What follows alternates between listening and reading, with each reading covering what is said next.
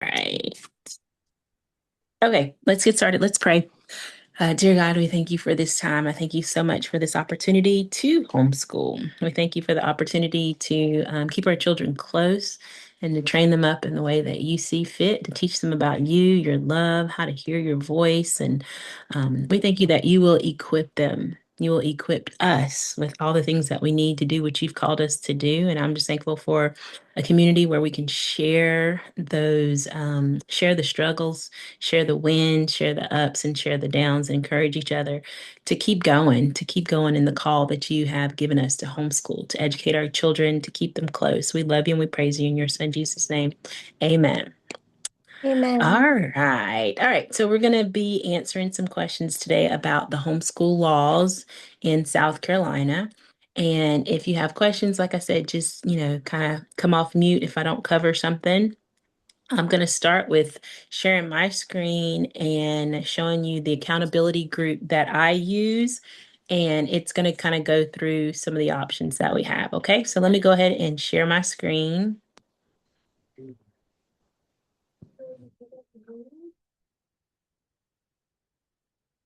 All right, and this is my accountability group. So, in order to homeschool, you do have to be registered with a accountability group to homeschool option 3. And there are 3 options. So, we're just going to go through all of that and I'm going to answer some questions and just kind of let you know from this page. Like I said, this is the page that I use to submit my grades with my accountability group, but I'm just going to go through all those options and kind of read it with you and let you know what it says. All right, so let's go over these laws. Can you see my screen? Yes. Okay, perfect. All right, so number 1, the parent must hold at least a high school diploma or equivalent, GED. So that's first thing. Number 2, the instructional year must be at least 180 days. So let's talk about 180 days. What counts as a school day? And so some associations will require you to do 4 hours at least, but there is no law that says you have to do 4 hours. So what I do is I count most of our days as homeschool days, even if we're not like sitting down paper paper, notebook, field trips, those count as homeschool days. I've even counted sick days as homeschool days because if you're just sitting around watching like a documentary or watching something on TV or even learning about how your body is killing germs, drinking tea, learning how to get mucus out, like all that is still considered science and life skills. And so I still count those days as homeschool days because we're always learning things. You can decide what counts as a homeschool day for you. Some people don't want to count it as a homeschool day unless they do 4 hours and cover math, language arts, science, and social studies. But that is not required for it to be a homeschool day. For it to be a homeschool day, you just need to learn something new. Okay. Any questions there? Nope. Okay. Number 3, the curriculum must include at least the minimum of the basic instructional areas of reading and writing, which both fall under language arts, math, science, and social studies. And then in grades 7 through 12, they change writing into composition and they change reading into literature. So it's really still the same thing. It's just a little bit more detailed where, you're writing, composing papers instead of just writing. And then with literature, there are a list of literature books that they prefer for you to use once your child is in 7th grade. So I have 4 children. My oldest is 15, 10th grade. Then I have a 13-year-old boy in 8th grade. I have the 8-year-old in 2nd grade, and then I have the 3-year-old. So we're just now getting into some of those high school level courses, but it's been a pretty smooth transition because we're still kind of doing the same thing, just going a little deeper in the subjects. All right. Any questions in the basic? I say 4 subjects because language arts or reading and writing both fall under language arts. So, any questions about that? Nope. Okay. Number 4, educational records shall be maintained by the teacher or parent and include the following. All right, so I've got some examples to show you here. Number one, a plan book, a diary, or other record indicating subjects taught and activities in which the student and parent or teacher participate. Number two is a portfolio of samples of the student's academic work. And number three, the semi-annual progress report, including attendance records and individual documentation of the student's academic progress in each of these basic instructional areas. In item C. So let's go over each of these, and I'm going to show you some examples of what I have used. Okay, so the first thing I'm going to show you is um, so a planned book. I'm going to show you how we do it using Google Docs. All right. And you can have just a regular lesson plan book that you can do this with. I've got it visual here, but you can just write this down in your regular lesson plan book. So this is uh, my daughter who's 10th grade. So I have this Google Doc that I have her writing her work in. She also has a notebook where she writes her work in. But I start with an example of her transcripts. I've got her transcript saved here in the Google Doc. I've got some of the classes that she's taking in 10th grade. I've got her science class that she's taking, her lab experiment, her social studies classes that she's taking, her language arts classes. I also have her volunteer hours here that I'm writing stuff down. And this is kind of a general overview of what she's doing for the year. I also have, she's doing AVL in the church, so I'm counting that towards her computer classes, counting her volunteer hours and childcare, things like that. I also have this information about Dorchester Career School. So these are some of the classes. This is, like I said, an overview. But here, all right, this is a paper that she's working on. These are all her high school requirements. Again, this is all stuff that you'll have to worry about once you get into high school, the classes that they need. Okay, here we are. Right here is an example of how you would write a lesson, not lesson plan, but document your homeschool day. So let's say the date is Monday, 8/5/24. So this was from 2 years ago for her. In iExcel, I don't know why we have that mad face right there. There we go. All right. So in iExcel, I have down that she did lesson seven, and then, or level seven, and then lesson B12. And it was add and subtract integers. It can be that simple. Okay. When you write it down, this is the easiest way to document in a lesson plan book or in something like Google Docs. I use Google Docs because she can see it, I can see it, I can share it, I can print it and put it in my plans. But this is something that you can just write down in your lesson plan. In her iExcel, oh, so that was iExcel math. So that's what should have been right there is math. I've been sharing this and editing it as I go, looks like. Okay. And so then you see her language arts. She wrote it down. iExcel language arts. She did reading strategies and she learned about the main idea. In social studies, she did lesson A1, the purpose of the government. And in her reading, she read I Survived the American Revolution. Our morning devotion came from Matthew 25:31-46. Okay. So this is the simplest way to do that kind of a lesson plan book. Any question about that? Nope. Okay. And we have how many days? Pop quiz. How many days do you have to document? 180. 180 days. And what's the four main subjects that you have to document? Reading, writing, Reading math, and science, writing. social studies, which Reading is and language writing. arts. Yes, they go together as Yep. language arts and then science and social studies. Yep. Perfect. Okay, so now I'm going to let's go back to, so that's a plan book example. I'm going to show you a diary or other record indicating subjects. And so I did a diary, I guess it was 2 years ago, I did a diary and or a journal where I'm writing down everything. So this is the most extensive way to do it, but I like this way because it gives me something to look back on, and it gives me it's almost like how you look back at your journals and you can see all the answered prayers that God has answered. When I journal like this, I can look back and see I have a better view of kind of all that we've done for the year. And so I really like this. I don't do this. It takes a lot of time. I don't do this this year, but this is an example of a homeschool journal. Okay, so I've got Mariana, who was in grade 7 then. Mark was in grade 5. So this is a couple years ago, an example. Marielle was 5 in preschool. Marcellus was only 1.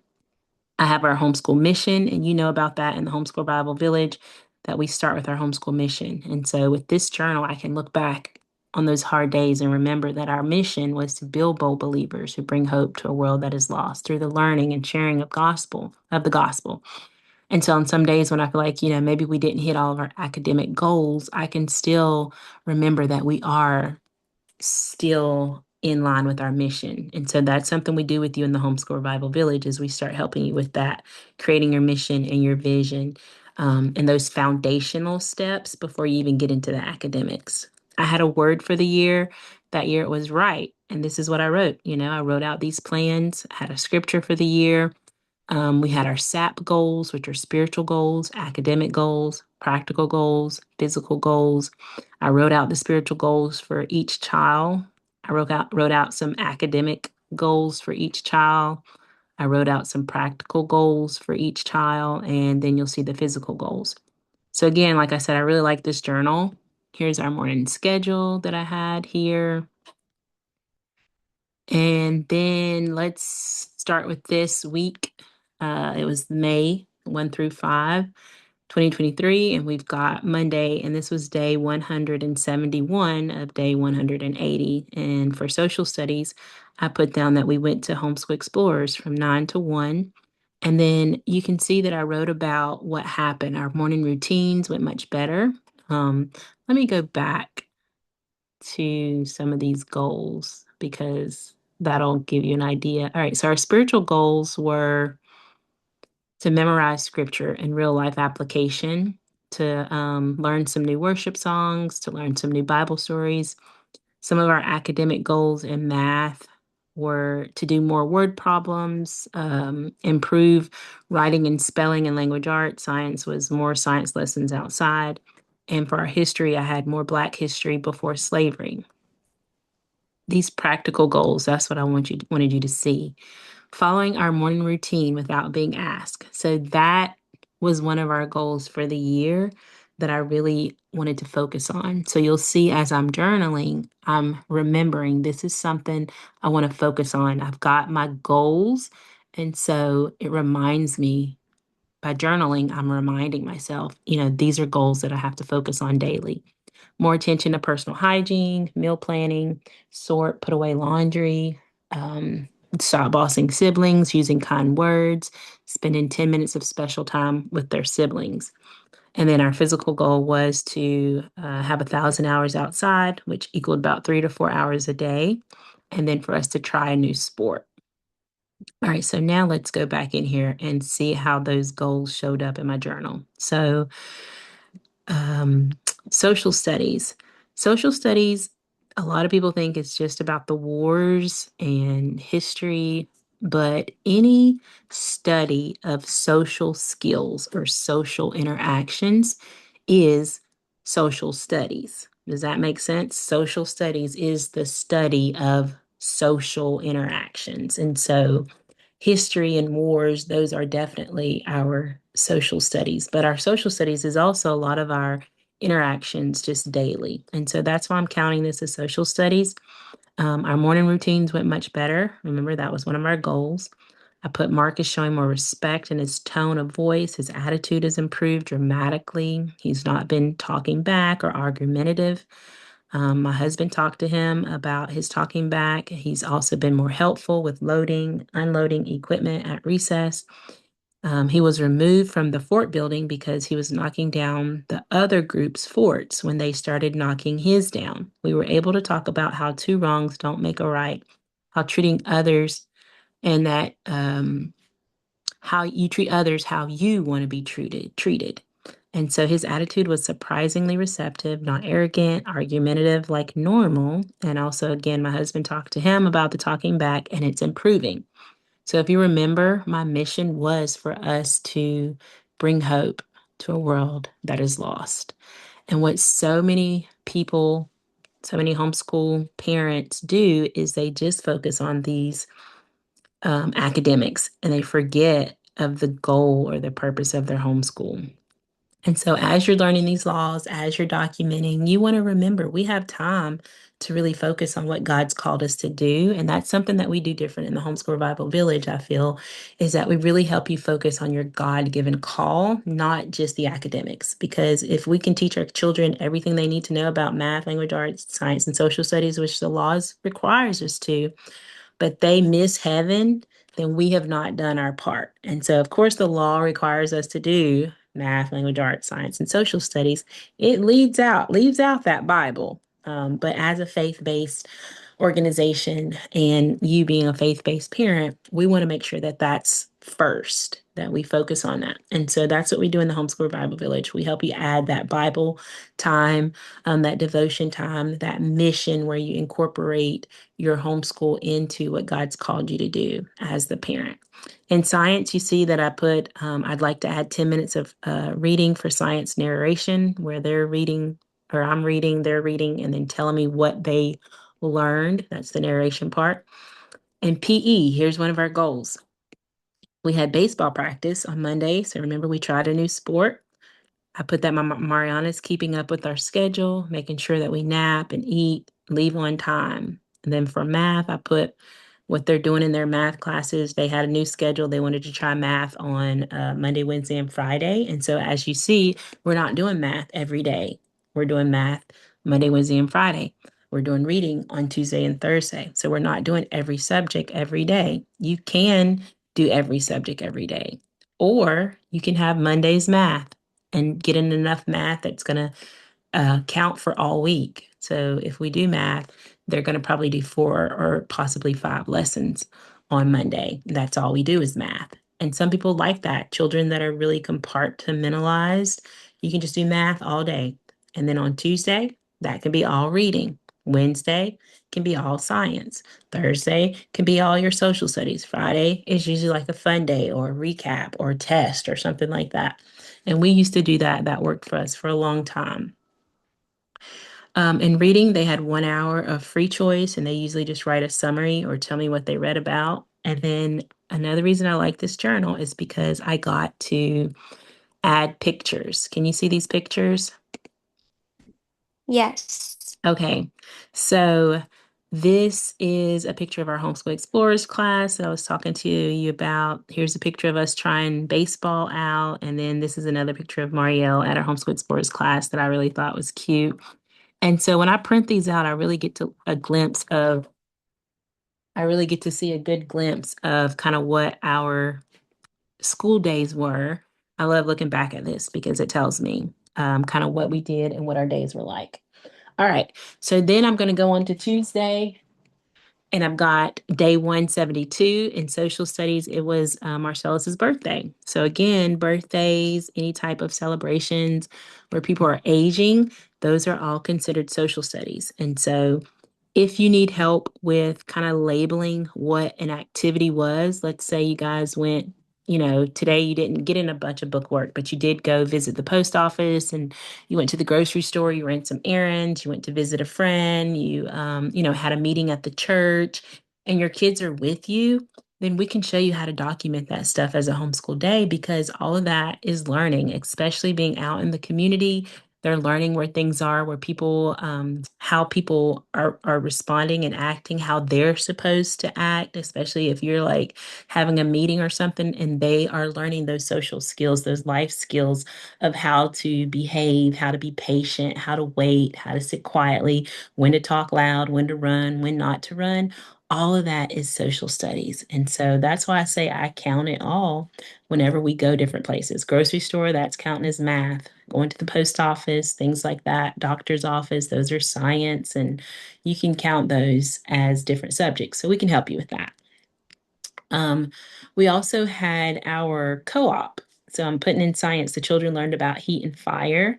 Marielle and Mark made candles in their co-op. So if you have a co-op, you want to count those as your homeschool days, and you can write what the kids learned, even if it's just a play date. Most co-ops have like a little lesson or activity that you guys can do, but if they don't, it's still counted as social studies. Like anytime you have a play date and your kids are learning how to make friends and build friendships, and they're not being shy, or you can write if they are shy, then those are places where you work on those goals of them being more friendly. If they're having a hard time getting along with people or sharing toys, or there's a bully and nobody said anything, like those are the places where we work on that. So you write that stuff down as social studies. I wrote down today that Marielle played with the wooden dollhouse. She continued to pretend play with the dollhouse while I was nursing the baby. I put that Marcellus enjoyed playing with a ball funnel and it returned the balls. And music and language arts, uh, I talked about how Marcellus most loved his music time and how he signed the sign language. He did the sign language for music several times. In PE, we had a baseball game in Santee. They won. And PE is not actually one of the required subjects until they get into high school, but I still like to write it down even when they were younger. Once they get in high school, they do have to have those foreign language and PE classes and computer. So this kind of just got me in the habit of going ahead and doing our PE. And I counted our baseball as our PE. And then you'll see right here, although I like the social interactions and the competition, baseball has overall made our schedule too busy, and I will need to reevaluate our participation next year. That sentence alone, when I read that, it just reminds me that we had the goal, we wanted to try new sports, but because it made our schedule too busy. They had practice 2 times a week, they had games on Saturdays, and it was just too much. But that was one of our goals for the year, was to try a new sport. And right here already I can tell like it's not going to work. So but there were some good lessons. Mark had misplaced his glove, like he had to learn how to keep up with his belongings. He only had one sock by the end of the season. So it was a lot of good life lessons being on a sports team. Um, it is our goal to work on his responsibility of keeping up with his belongings. I was able to kind of see that we need to work on that. He lost his hat, he was missing his glove, he had one sock. And, that stuff just kind of gets missing. And because that was our first year doing baseball, I was like, oh, we got to keep up with this stuff when it gets washed or when it goes in the room. It was a whole new world. Um, but then we had reading eggs. That's for our reading. And then I took pictures and I added some pictures of Marcellus's birth and his first birthday where he got to have some sugar. And so I added those pictures in. I also added the picture of his birthday party, added the picture of the dollhouse that Marielle had played with. And so a lot of times I'll just take pictures throughout the day and then I'll come back and journal what actually happened. So that's one of the tips that I wanted to share with journaling and documenting, is to take pictures often. If you're a picture taker, is to take some pictures and then you can just look back and say, oh, here's what we did. And then you can write it down in your notebook. All right, that was a long explanation, but wanted to show you kind of the short way and the long way to do that. Any questions Nope. about any of that? Okay, Nope. perfect. All right, so let's go on to a portfolio or samples of the student's academic work. So what I would do with that is anything that they do that you can pull out or print out, I would put it in like a 3-ring binder in the paper covers and just save, a couple copies of each subject. So maybe 5 or 10 samples in English, 5 or 10 samples in language arts. I put a lot of our lessons that we do at church. I'll put that stuff in their portfolio because we go over that, we read that. And so you just want a portfolio that you can, and you're supposed to keep these, I think, for 2 years. And so for each child, I just have a 3-ring binder and I just stuff stuff in it kind of as they finish. And then I'll throw some of it away and keep some of it. But you are supposed to have that portfolio as a sample of the student's academic work. All right, finally is the semi-annual progress report. And so this is where I wanted to show you how I do the semi-annual progress report, including attendance records and the individual documentation of the student's academic process in each of the basic instructional areas as listed in item C above. I am able to use this website, okay? So like I said, you have to be, so with if you are option three, which you are, and I can go over those other two options with you also. But if you are option three, then you have to be with an option three accountability group. And so this is the one that I use. I'm going to go into home. And on this page, it lets you register for 25, 26. Talks about the seniors. They will not be accepted after January 1st. And so right here, big submit grades. And so it makes it very easy. Whatever accountability group you use, it may be different for your accountability group. So you want to find out. I can send a list to this one. It's at home in the low country. Some groups have more communication than others. Because I am a homeschool coach, I don't feel like I need as much interaction with my accountability director. But if you're new, you might feel like you need more. I can give you some of that support, but you can also pick an accountability group where your director reaches out more. All right, so I'm just going to click here, submit grades, and just kind of show you what that looks like. So, records reporting grades, I would put my name, my email address, my student's name, and I always start with my oldest child, her grade level, and then for attendance, I would put the days that she's completed. So I need to actually turn in my mid-year grades. We do them twice a semester, twice a year. So I usually do them at the end of December or in January, kind of after that holiday break. And then I'll do it again at the end of the school year in June, July, kind of in that time. And so I would need to write attendance and I would need to write how many days she's completed. So I think she's at 100 and how many days are you at? 90, 98. So she's done 98 days. So I would write in the attendance 98 days for now. And then by the end, when she's done her 180 days, I would put 180 for attendance right there. Let's look over here at the grading scale. So you'll see that the South Carolina Uniform Grading Scale, it is not, this is the scale we use for transcripts, for GPAs and class ranking. So again, this is talking about high schoolers. All high school grades must be numerical. We prefer numerical grades for 7th through 8th grade as well, but you do not have to use a numerical grade for your elementary, okay? So it's showing you high school. You can do the A, B, C, D, or F.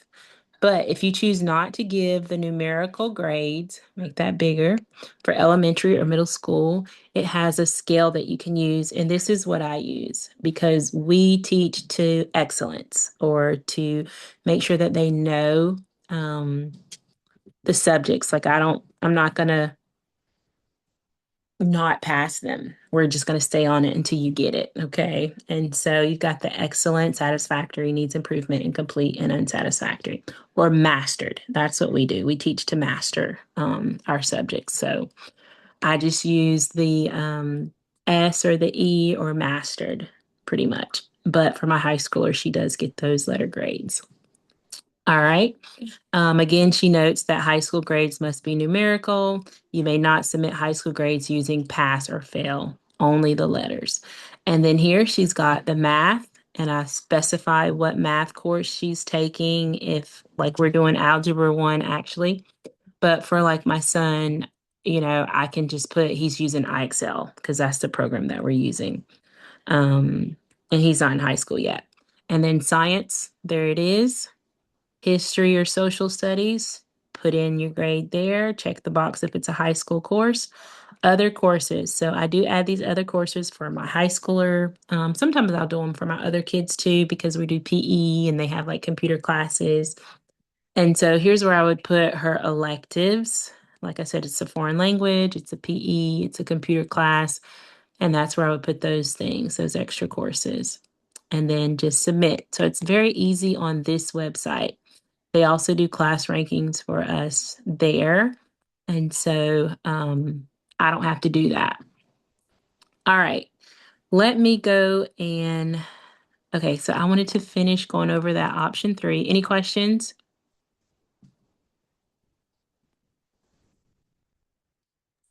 Nope. Okay, so let's do this, and then I'm going to go over some frequently asked questions, and then we'll be done. All right, standards for at home in the low country. This is just for this accountability group, but it's pretty much the same for most accountability groups in South Carolina that operate under option 3. And like I said, I'll go over those other 2 options. They're not as popular, but I will go over those too. So number 1 is you have to uphold the requirements of the option 3. Those were the laws I just went over.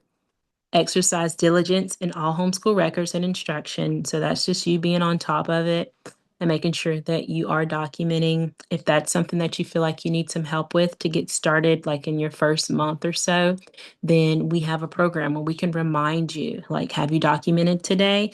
I would recommend not going more than 2 days. Like, you missed it yesterday. Okay, catch up today and tomorrow. Once you start going 3 and 4 and all week, some people do that. Some people just kind of document stuff all week, but they have kind of a running plan already. And all they have to do is just look back and say, yeah, we did this, we did that, we didn't do this. I wouldn't try to remember it all. That is almost impossible. So if that's something that you need help with, we have that where we can say, did you document today? We can send you out reminders every other day, and we can actually help you if you say, well, I don't know what this falls under. This is science or social studies. We went on a field trip and we learned about this, this, this, and this. How do I document that day? We can show you, like I was showing you, this was science, this was social studies, this was language arts, this was math. And so we can help you with that if that's something you'd like. Um, Maintain a copy of your files of your diploma, GED. So you want to make sure that you have that. I actually I'm going to have to reorder my diploma because my mom had it and now we have been having a hard time finding it. So I got to get mine. Notify at home in the low country of any changes of address, email, phone numbers, anything like that. If you move things like that, which some of you guys are moving all the time, then you want to make sure that you notify your accountability group. Agree to a review of records by at home in the low country within a 24-hour notice. And so this is something that I've never had anybody say they've been checked by their accountability group or any other person within the law. The only time that I have heard of this happening is in the case of like a child custody battle where maybe mom wants to homeschool and dad doesn't. And so then now the court wants to see some of those records and what the child has been learning and to see if homeschooling is more effective than public school. And so I have seen people have to give some of those records when there is a battle. I've also a custody battle. I've also seen cases where if there's child abuse or child neglect, that they'll ask for those reports. And so if that is the case, then you want to make sure that you have those documents. I mean, you want to make sure you have them anyway. But like I said, I haven't really seen it. People ask for it unless there are, if the law is involved. So you never know. So you want to make sure you have it. Agree to submission of grades and attendance yearly within 2 weeks of the homeschool's end date. So that's what I just showed you, how to submit your grades. Ninth through 11th grade must be submitted by March 30th. And so once you're in high school, they're going to give you a shorter or earlier deadline for your seniors. Senior grades must be submitted by the at home in the low country graduation date. All right, so they're giving you those dates for that. And you're not quite there for a senior yet, but you will be. And it's good to go ahead and kind of know what you need and when you need it. All right, so let's go over these homeschool questions and then we'll be done. And we answered most of them already. Number 1, can I homeschool legally in South Carolina? The answer is yes. There are 3 options. 3 legal ways to homeschool in South Carolina. Option 3 is the least intrusive. And so that's the one that most people use. And At Home at the Low Country is an accountability group under option three. Our Homeschool Revival Village is not an accountability group. We are considered a support group. So you still have to register with an accountability group. We just help and support you in your planning and your connections and making sure that you feel confident. Number two, can my child get a real diploma? This is a question we get a lot. Yes, the diploma can be issued to the student when they have completed the necessary courses for high school. At Home in the Low Country will issue diplomas to their graduating seniors, but a parent issued diploma is also acceptable. So, a parent issued diploma is also a real diploma. A lot of times people will say, you can't get a real diploma if you homeschool. And what they mean is you can't get a high school diploma from the local high school. And so that's why they say it's not real. Okay. So, like, my kids are here in Orangeburg County, they would go to Lake Marion High School or Wando or, whatever is the high school in your area, James Allen High School. No, you can't get a diploma from James Allen High School, but you can get a real diploma. And even a parent issued diploma is considered a real diploma. Can my child go to college? Yes. College professors actually prefer homeschool children because they work better independently and they are more goal oriented. They usually kind of have an idea of what they want to do. It says that scholarships and grants open to the public school students are also available to homeschool students. Many colleges recruit homeschool students. So, yes, definitely. Any questions yet?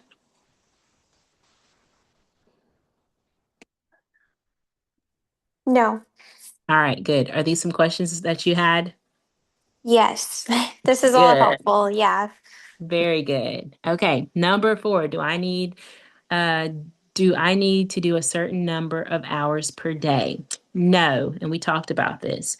Four is kind of the recommended, but it is not required. And I say four because there's, four subjects, and depending on the age of your child, it's going to be less. My little Marcellus, who's 3, I do maybe 20 to 30 minutes reading with him during early and maybe 20 to 30 minutes with him in the evening. So he's getting in about an hour, but he is playing and learning all day long. He's building, he's doing games, he's outside. And so he's learning all day. I don't count all those. I just count the hours that I'm like sitting with him and doing book work.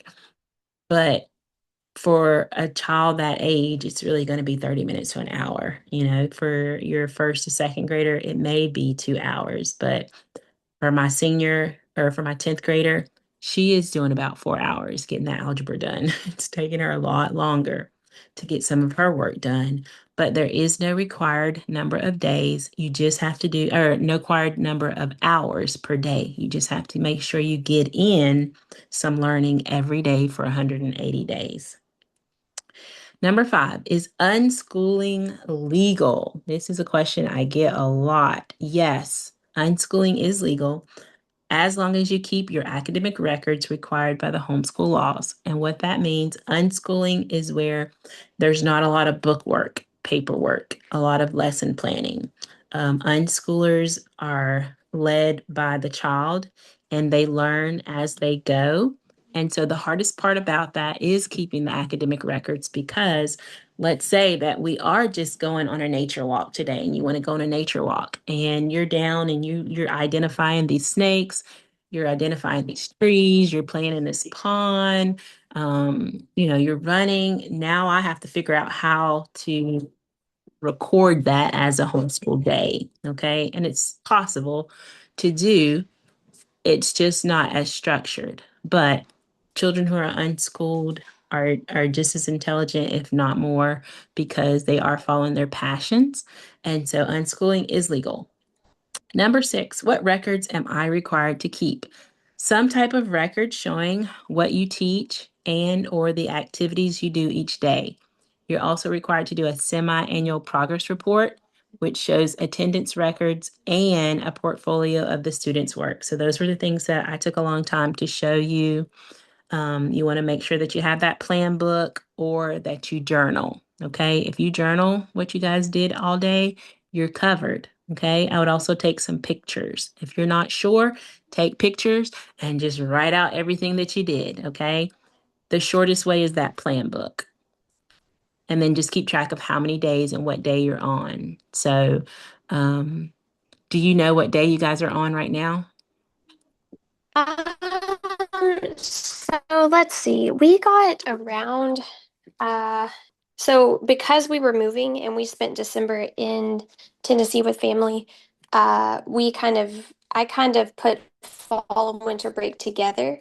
Okay. And we're starting back on yeah, so but let's see, right before fall slash winter break, we were close to 80 days. Okay. So We yeah, kind of you shifted our yeah, okay. So the we easiest were thing like is just maybe closer to 70. okay. So I would just, whatever plan book or calendar that you have, if you're at 70, I would make sure I'm writing down 71, every time that you guys are doing things that you count as a day. And like I said, I really count every day moving. Like there's so many lessons you can learn in all of that. But whenever you're Mhm. ready to start back counting your days, make sure you're putting it, day 71, day 72. And so you can go ahead and count off those 180 days. All right. Okay. And then, oh, sorry. Go ahead. You had a question? Yes, I was gonna ask, so what I've been doing, and it worked really well because, so our 5-year-old, we are gonna go ahead and start him with Okay. kindergarten because he's ready. But, in the fall semester, I was just recording, my second and third grader, and I think I've done really well with documenting things, kind of like how you explained, but I have been putting them on the same, like I kind of made a little spreadsheet graph thing, or I don't know if graph is the right word, but my question is, do I need to have a separate one for each kid, like a separate document for each kid, or can I fit them together? Does that make sense? Yeah, you can keep them together. Okay. Yep, you can Okay, keep just making everybody sure. It's together. still organized and everything. Okay, yeah, still organized and like easy to read. Um, okay, just wanted to Yep. make sure. Yeah, you can keep everyone together. The reason that, and so you saw in my journal document, I kind of had everybody together when I Right. journal. In Yeah. the plan book, the reason my daughter's is separate is because she does her own. And so she documents what she did that day and she writes it down. And so I Okay. am teaching my children to document their work on their own, and I go in and just check it and make sure that it's written down correctly. Okay.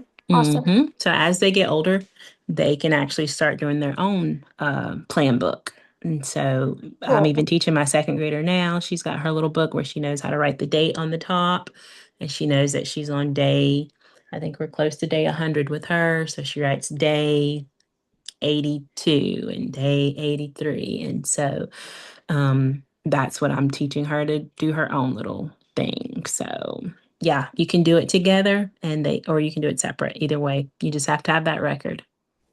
Okay. And I did have one other question. Is it a good time now for the other Yes, question? go ahead. Okay. Okay. So I'm wondering, is there like a list? So, um, like all you were mentioning different things that you can count as social studies. And I was wondering, is there like, do you have a list or is there a list somewhere where there's kind of like just examples written down of all the things that can count as social studies or science or things like that? Because I think that I have recorded certain things like what you said, Mm-hmm. even like a nature walk or something, counting that as like Mm-hmm. science. But I think I haven't wanted to be too, I haven't been sure of like, oh, does this really count as a subject? I feel like I haven't written down maybe everything that I could write down because I've Uh-huh. been hesitant to do that. Okay. No, I don't currently have a list. I just put it down on my notes though that's something I probably could create for you pretty easily. But yeah, that's something good to have. Like what counts as math and what Hmm. else could count, like real life skills that can count as math, science, social Yeah. studies, language arts. Yeah, there's so many. And again, that's something that we do in the Homeschool Revival Village is we do a lot of Hmm. that real life learning. I do have some of that. Actually, I do Hmm. have some of those lists now that you said. So I can send you some of that over. Okay. Um, within the week or so, kind of put that together for you. Now that I'm thinking about it, we do have a list that we created for those. So Okay. that is something good to have. Awesome. Yes, Yeah, and ma'am. I wrote down like the examples that you gave. Okay, So yep. so that's helpful too. Okay, so yeah, we go over that and we're getting ready to go into that now. We're starting our part two in the Home Survival Village. We've been doing the foundations this past 8 weeks, and now we're getting ready to go into the academic part of it. And that's exactly what we do is we give you a list each week of ways you can incorporate math into real life learning, ways you can incorporate science into real life learning. And so we actually do, create those lists for you for it. So if that's something that you're interested in joining us, I know you've been a part of it before. We'd love to have you back. All Okay, right. awesome. Thank you. All right. Let's finish these last few questions. I think I'm on number 7.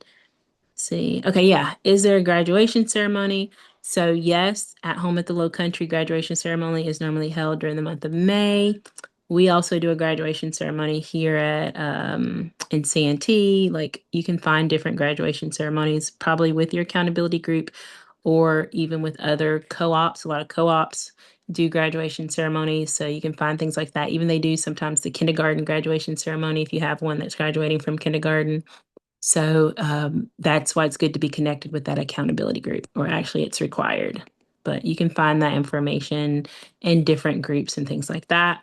Can my student go to the prom? Yes. There's different proms available. We have a little, we call it a spring formal here. The association does one. Different associations have them, and your kid can go to whichever. It doesn't matter if they're in the association or not.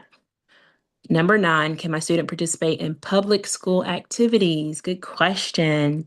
Yes, after homeschooling for 1 year, a student can apply to the district to participate in any non-credit activities.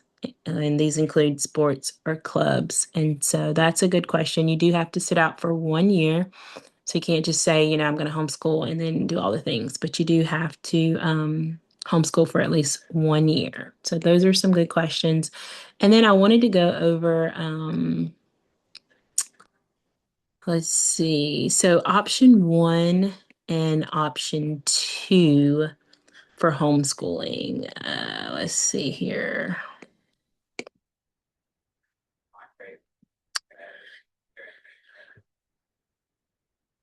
I did want to make sure that I at least mention those. Most people don't use them, but I do want to mention them here on this recording. All right. All right. So we're going to go to the homeschool laws by state.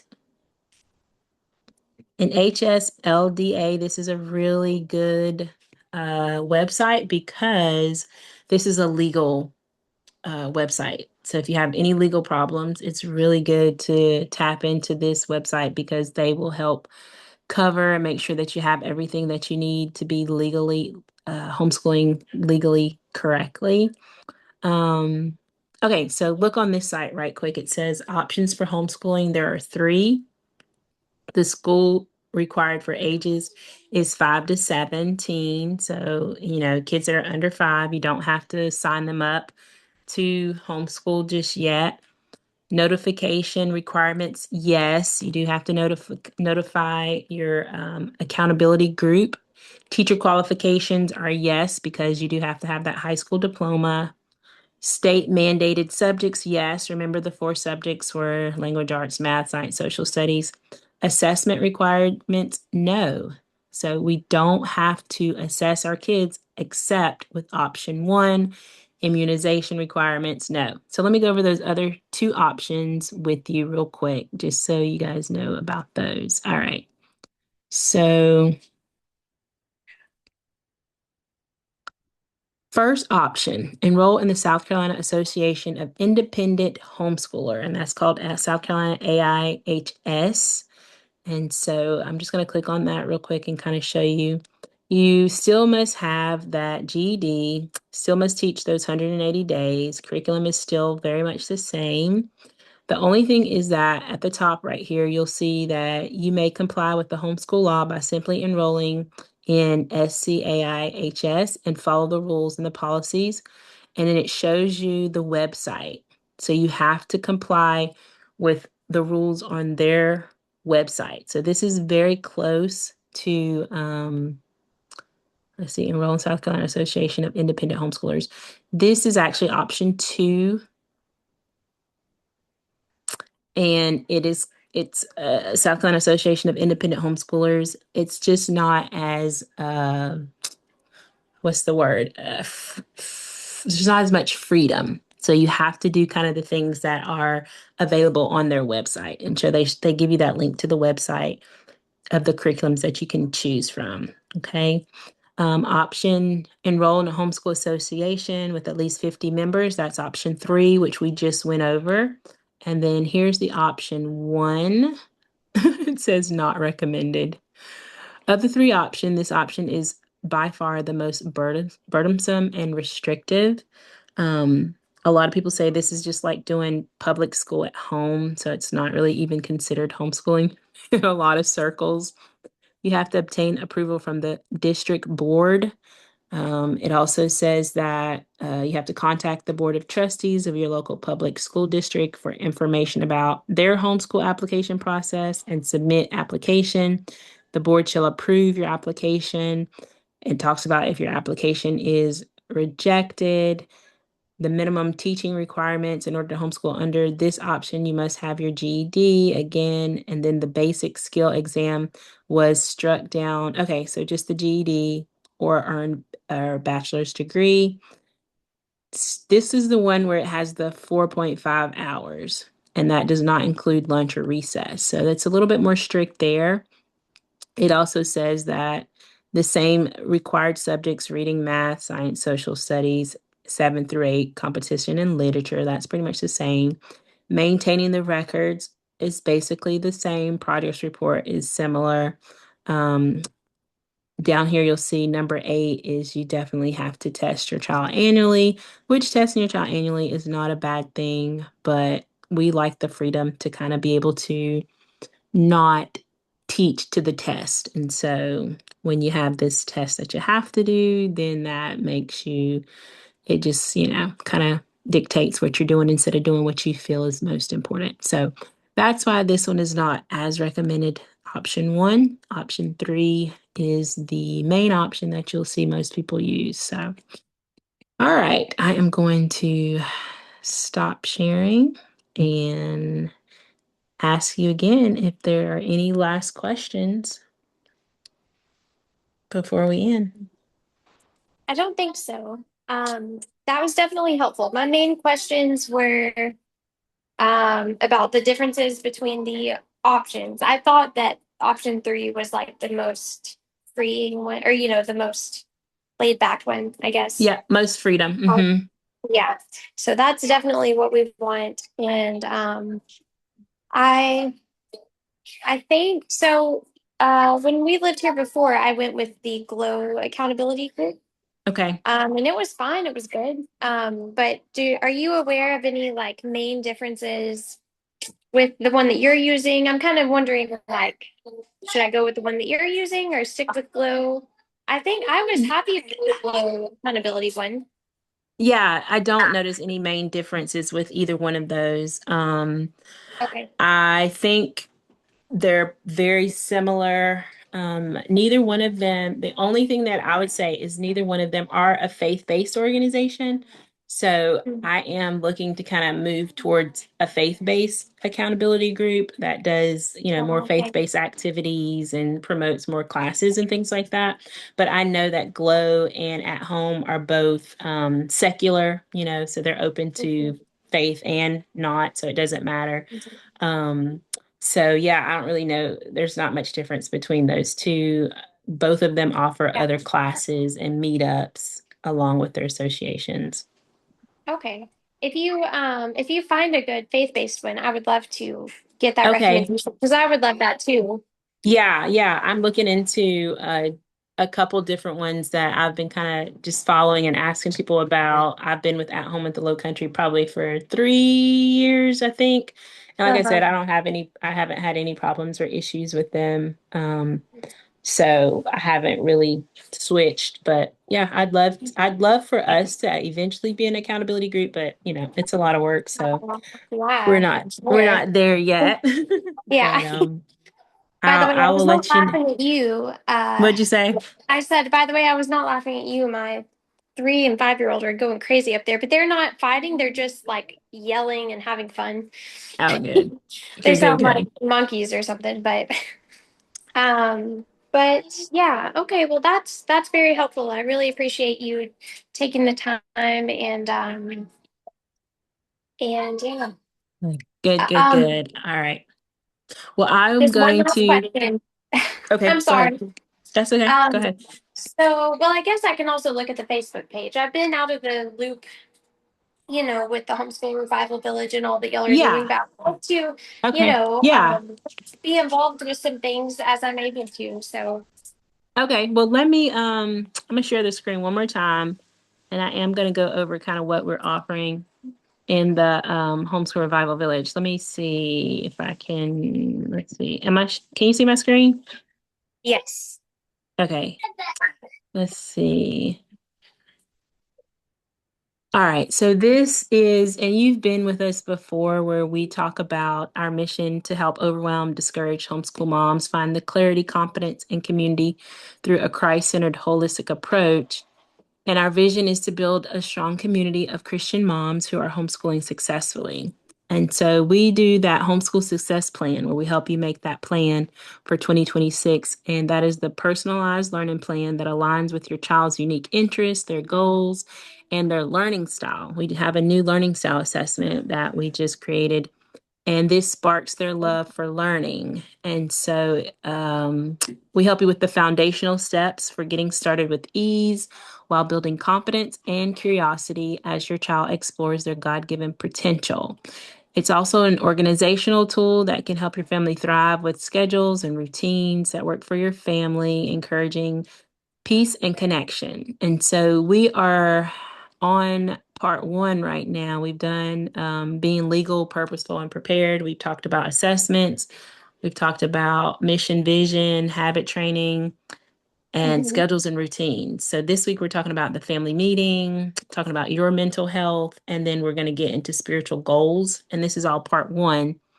And then our Okay. part two will start in February, the first week of February, where we'll be talking Okay. about those math goals. We'll go into language arts, science, history, practical goals, physical goals, financial literacy, and then the last one is homeschool and marriage.